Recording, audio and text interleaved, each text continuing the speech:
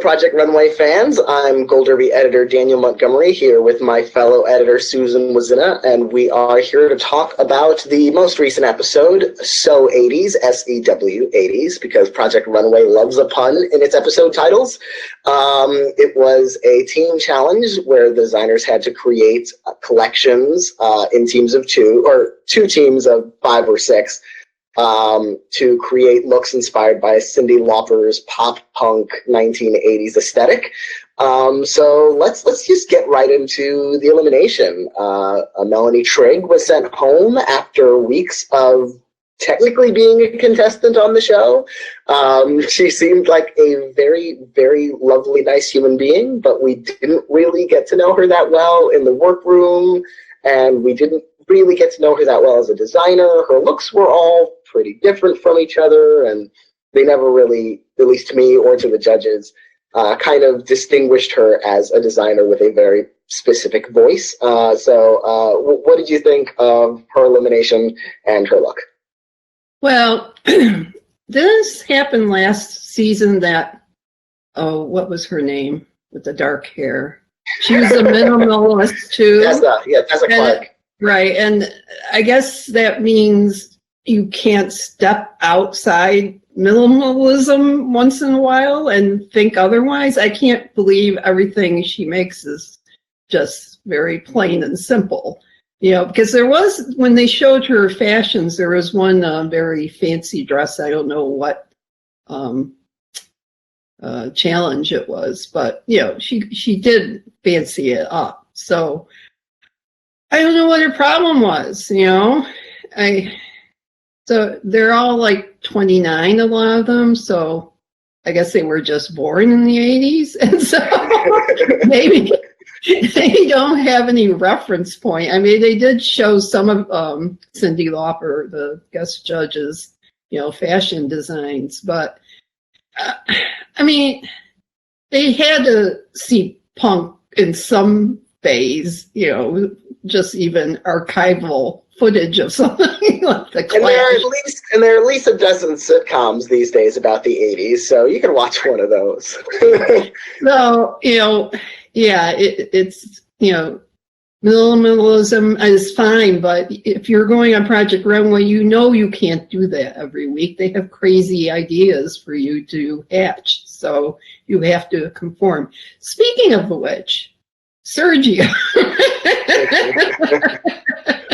Yeah, I would just say about Melanie that the Tessa example is a good example, but it does show that, you know, Tessa was able to go pretty far. She made it to the top 5.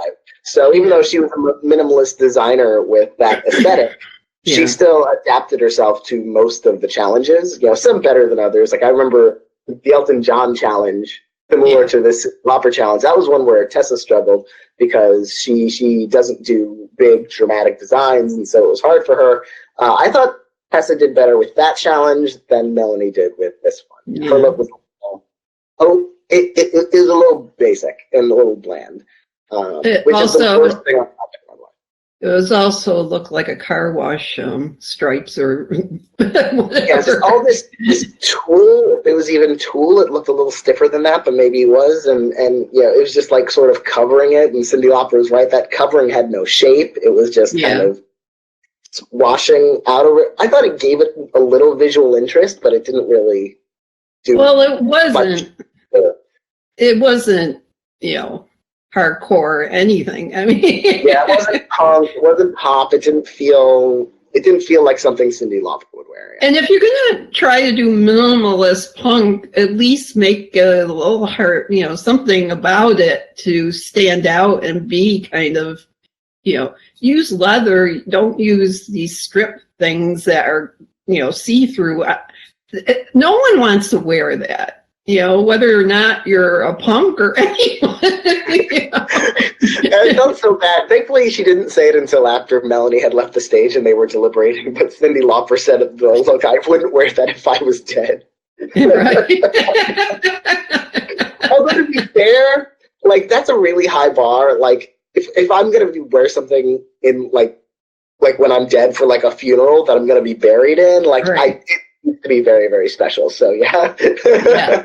I wouldn't wear it if I was dead either. That's your last statement, so no one else is going to know what you're doing beyond the grave. So anyway, but as you were saying, Sergio, he also landed in the bottom three, and he was sort of the self-appointed team captain for his group, and they used a bunch of black and white stripes with some pink. And they were so cohesive. They were getting along so well. They thought they were going to win the challenge easily. I sort of had a feeling midway through the challenge that we were in for a misdirect. Like, that team was so confident and the other team was such a mess in terms of working together, that I'm like, they're going to flip this around on us. It's going to be the exact opposite on the runway. And it did turn out to be, the Sergio's team, was very cohesive, but also most of those looks were pretty meh, and Sergio had one of the actual worst looks, according to the judges, with this. Again, talking about the sheer fabric that was just like, and it was bunching up in the back. As soon as his model walked out, I'm like thinking, it looks like a see-through parachute, like a sheer parachute that's just like dragging behind on the runway. It's like, I didn't know what it was doing. Well, it's more like what you see in lingerie, in 30s movies or something, when you want to be glamorous, not, somebody that would scare you if you walked down past the street. I will say Sergio absolutely would have won the challenge if this were the avant-garde lingerie challenge. That was perfect. Right. But of course, Sergio, who has said, during One Runway, I'm so technically skilled, I don't think I'll ever be in the bottom three.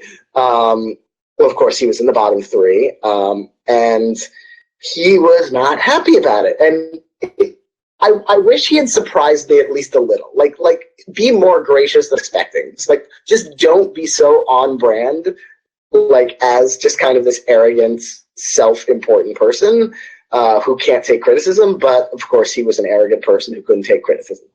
And he was mean to Cyndi too. When she said, "I will never wear this," and he said, "Oh, well, I designed more sophisticated clothes for women over 40. Well, first of all, Cyndi Lauper is obviously over 40. So it was kind of just saying, well, I guess you're just not sophisticated, Cyndi Lauper. Yeah.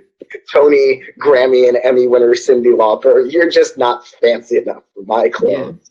Yeah. Right. Which, by the way, I can't imagine his sophisticated client wearing that thing that he designed. Like, I just don't know where that sophisticated client. There was nothing. It was a mess. It was like just a bunch of ideas, but they never complemented each other. Didn't he have stuff in the sleeves, like hardware or something? There was some hardware in the pants too. I can't remember every exact detail. Well, nothing. The soft and the hard didn't do anything. And it never said anything. Like, there was no, it was all a bunch of things happening on one garment that never really went anywhere.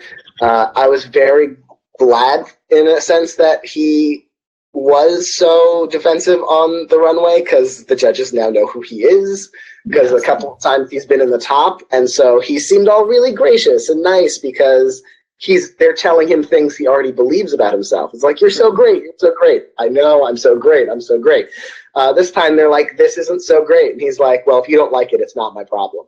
And it's like, okay then. now we know who you are. Thank you very much for the introduction, Sergio. And I did like Brittany's a lot. Other people thought otherwise, like Brandon, but she wore it great. The Finjan, she made it work. And apparently the fabric wasn't sewn. It was hard to sew, but I don't know if she even picked out that fabric, but she used it at least in some way that looked good. I think that fabric must have fallen into their pile, because when they got back to the workroom, literally, like, everyone is looking at that pink fabric. It's like, I don't want to use that. I don't want to use that. I don't want to use it. Who bought it? Who chose that fabric if literally none of them wanted to use it? But yeah, she managed. I loved that look when it first came down the runway, and I think it was because it was the first look that really felt like something. Yeah. Because we had seen the team 2 with the stripes and Sergio's team, The Beetle, and they were kind of the Beetle juice challenge. Yes. Yeah. So we saw those looks first, and they were really meh. And then the first look on the chaotic team was Dae Young, who had a good look in the end, but I think it was kind of just a simple black dress, but with a lot of good accessorizing on it. And then Britney's came out, and I'm like, okay, now the challenge has started. Now that's a look. I do think as the judges got a closer look at it, and then I got a closer look at it, it's like, okay, I'm not as impressed as I was when it first walked down the runway. I think it was Shabby backstage who said, "Oh, it's a corset over a business suit," and I was like, "Yeah, I can kind of see that." But it looked great on the runway. Yeah, it looked great on the runway, and I think it's an absolutely a good choice for one of the top 3 looks. But I understood that that wasn't a top look in the end. Who made the satin shorts? Was that Marquise? Oh, that was Marquise. Oh, poor Marquise. With the wrong zipper. Yeah, and honestly, I didn't hate the short. Like, I thought the look was kind of a nothing look for the most part. I didn't hate any of it as much as I was kind of bored by most of it. I do think that jacket that he made was really fantastic. Right, and like, if the rest of the look had, a better pair of pants, it would have gone from bottom to top potentially. Well, satin white shorts don't scream punk to me. No. I don't remember those from the 80s. Yeah. It was like punk Hamptons. Yeah. Beachwear for punk. Yeah. But I'm glad he wasn't eliminated because I really love that jacket he made. I think of the bottom 3 contestants, that jacket, like him, Sergio, and Melanie, that jacket was the best single piece on any of their looks. And so I would wear that jacket. So I was very, very happy that he's still in the competition. He's now been in the bottom twice in a row after winning the Cats in the Urban Jungle challenge. So I'm getting a little bit worried for him. But yeah, I'm glad he stuck around. Yeah. And I liked Delvin's too. With the kerchief skirt. Yeah. And it was interesting how that fabric from the kerchief skirt was also used by Victoria on her look was retro in the sense that she already made it last week. Right. But it was very different looking.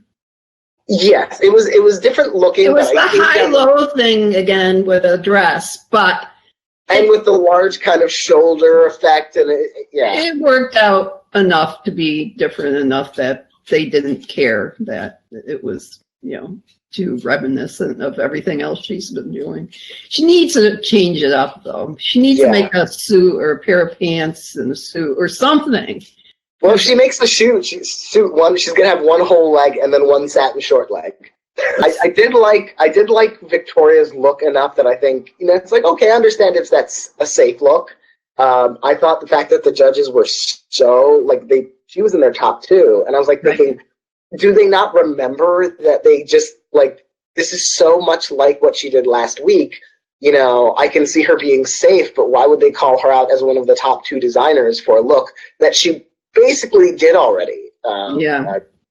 This one had different details and it was intricate and not well done, but yeah, you're right. She does need to change it up so that it's not the same thing over and over again. Brandon just was, just gushing over her. And I do think she's good and I like her anyway. Whatever she screwed up this week with the screwdriver. She goes, oh yeah, I know that. And then she called, girls just want to have fun. Girls just want to cry. So if the humor boys are gone now, right? Yeah. And so, Tyler and Alvin, so, she's got to fill in the blanks, I guess, to make us laugh at least once every episode. I will say that she does have, I feel like she has the opposite problem that Melanie had. Melanie had no clear identity on the runway, and Victoria has a very specific identity, but it's very specific. It's point that like we're seeing a lot from her that looks alike, and it sort of reminds me of Hester last season, and I liked Hester better last season than so far Victoria, although Victoria could impress me even more going forward. Victoria had a very specific aesthetic, to say the least, but every look felt different, and it felt like it was fit to the challenge with a couple of misses here and there. Yeah. Victoria has stayed very, very on the same course of her aesthetic, and I want to see that adapted in different ways. I think Victoria is much more sophisticated than Hester ever was. So yeah, I think she's always going to be less divisive. She has the same kind of eccentricity without it being bubblegummy. Like it's much more like she can go wild, but she'll go wild with like black, leather or right. something a little bit, that reads more sophisticated than Hester, which could have gone costumey from time to time. Yeah. But I love Hester's brand of loudness. But interesting, and like it felt like another callback to last season where we had the winner was someone who the design challenge meant a whole lot to, and this time it was Jeffrey Mack.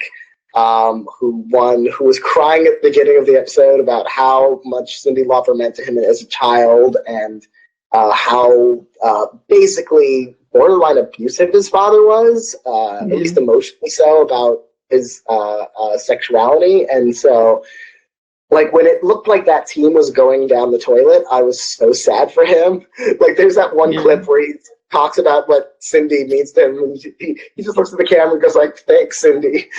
And it's like, can I hug you? Can I please hug you?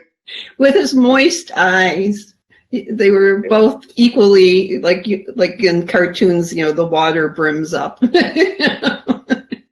Yeah, it was like Puss in Boots, like the big eyes, kind of glassy. Yeah. It was so sweet. And then when he won the challenge and I really liked his look. I wrote it, as I was watching it in my blog, the live blog of it.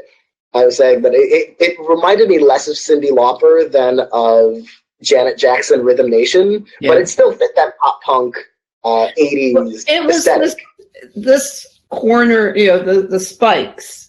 It did everything because danger is involved, and that was cool. Very cool. Nobody else would poke an eye out with, satin shorts or anything like that. Yeah, if Cyndi Lauper or Janet Jackson or whoever wore it did this, they'd be rushed to the hospital. Yeah. Just make sure there's not a lot of shoulder right in the ear. Right. That'll be a very embarrassing trip to the ER. Right. But yeah, so I was really glad that the team, the chaotic Team Chaos, as they started even calling themselves. Yeah.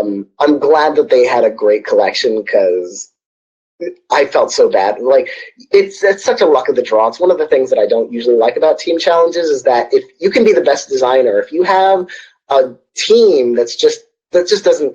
It's not compatible with each other. Like, you can all be amazing, but if you're incompatible with each other, then you're going to end up at the bottom. Unless you're this team, then you end up at the top. Right. And I felt bad for Nancy, although I also felt annoyed at Nancy because she felt like she was being left out. And there were times that she actually was being left out, and other times where she was sort of withdrawing from the team, like taking her model away. She didn't know what she was designing, so she wasn't telling anyone what she was designing. And so I thought that was as much her fault as anyone else's. Yeah. Well, it won't be a team again, I hope. Team challenge. So maybe she'll be back on course, not being so having a chip on her shoulder all the time. So she wants to be, I feel like she wants to be loved, and when it's not a team challenge, when she can just work on her own and do her own thing and just be this really lovely, wonderful person around the workroom, that's great. When she's trying to collaborate, and it was really hard for her to kind of get in that groove, which I understand. Delvin was a little mean to her. Delvin was always mean. Yeah. Delvin is so impatient with people who he's just not. And he has been about Nancy for a while, Like, I remember her crushing ornaments in Slay the Runway, and he's just expressing such a disdain for her. And even this week, when they're getting their consultations, where Devlin's like, "Oh, I'm just waiting for Nancy to stop talking," basically. Yeah, that was the comment. He said that to her. Yeah. Well, he's 25. She's 64. There's, obviously something going on there. He needs to the age difference and maybe maturity on both sides. Who knows? But luckily, and I think, because they showed those scenes from next week's show, and I think it's almost like deliberately, it's like, okay, we gave you this horrible team challenge, and now next week you get to design whatever you want, something inspired by your heritage. What if you don't have a heritage? Like, maybe you're just a white bread guy. I don't know. They all probably do have something. Yeah, then you could do something just avant-garde and just slather your model in mayonnaise and just walk them out the runway. There you go. That's all I got. Maybe some tuna too, and white bread. Yes. Yeah, but from the clips, like, even though it seems like a challenge that should be really great because it's a completely open book, they can do whatever they want, just with the guideline that it's just whatever your heritage is. But when they show clips of the runway, and they always show clips of like critiques and people reacting, and you never know if they're happy or crying sad, or who the judges are talking about. There was a lot of crying clips, and Sergio did not look like a happy camper for one. No, Sergio looked like a heavy cry, and that did not look good, because like there are people who will cry happy, like Victoria cried happy, and Jeffrey this week cried happy, but when Sergio has been at the top, he's just sort of been like, yes, I am great, thank you. Like, he's not the person who cries with gratitude when someone compliments him, because he already thinks he's great. So I could see him, but I'm trying to think, what could that react? Because they misdirect us all the time with those crying clips.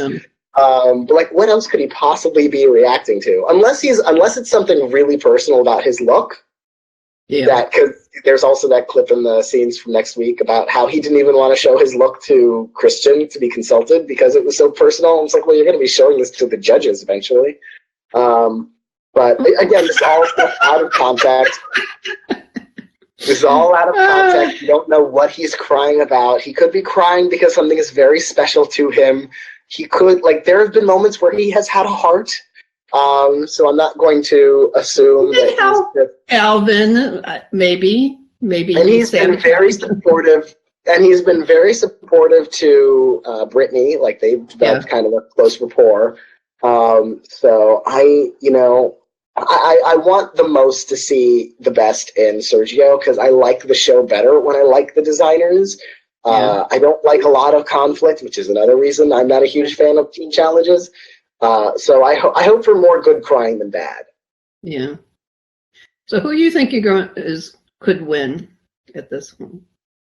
It's so up in the air. I think Brittany has a shot. I think honestly, Victoria, you can't finish in the top 3 4 weeks in a row and not be considered a potential front runner.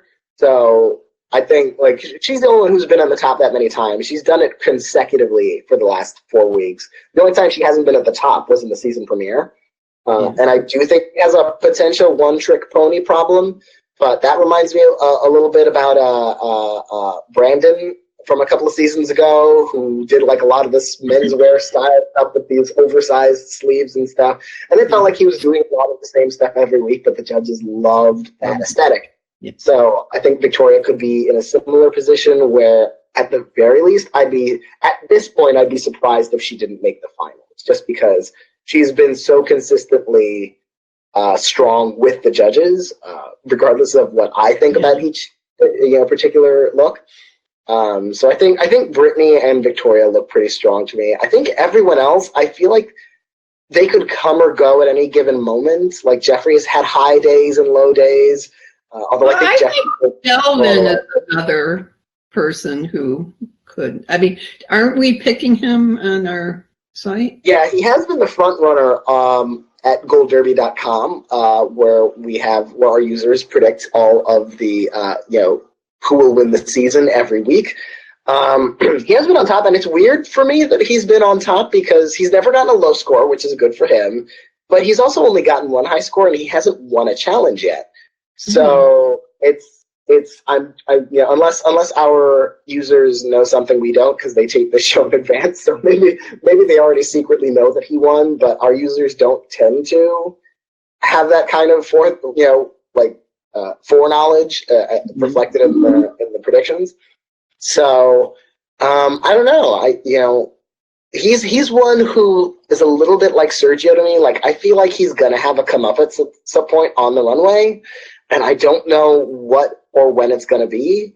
Or maybe he will just get nicer, or maybe he won't, and it'll just be like pretty consistent and then win. He is like, he's not a team player because he always goes, I'm not gonna, do this, I'm going to do my own thing and, whatever. So he's always like some standoffish person. He doesn't apparently like people, especially people who are maybe going to win over him. So, but he does love his iron. That iron, every episode he irons something. I don't know. It's always the lab coat. He irons the lab coat. He loves... Like, the only people he actually loves are French ateliers. Those are the only people he likes. Wow. Everyone else is just garbage. He probably has never met one. That's why he must have saw a YouTube video of them ironing their ateliers, whatever they're called. He's the only people he likes, he's only seen on YouTube. That was so 80s, and it'll be an interesting week next week with those personal designs. Maybe most of those tears will be from putting their hearts into their looks about their personal histories on the runway, and it will be no low scores, all high scores. I'm sure that'll happen. Yeah. But until then, thank you, Susan, for joining me, and thank you to everyone out there for watching or listening, and we will see you next week.